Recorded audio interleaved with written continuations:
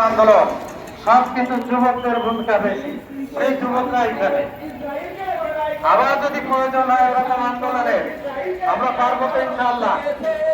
সম্মানিত ভাইরা, আমার কেশবপুর বড় লাঞ্ছিত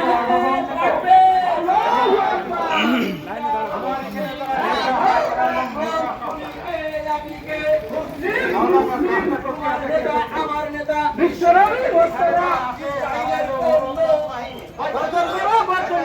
ইসরাইলের প্রশ্ন আল কোরআনের আলো ঘরে ঘরে জালো বিশ্ব মুসলিম অস্ত্র ধরো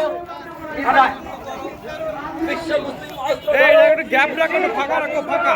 আমার ভাই বললো কেন জাতিসংঘের জবাব চাই বদরের হামলা করে ইহুদিদের দালাল ইসরাইলের দালাল মানুষ ধর্মপ্রাণ মানুষ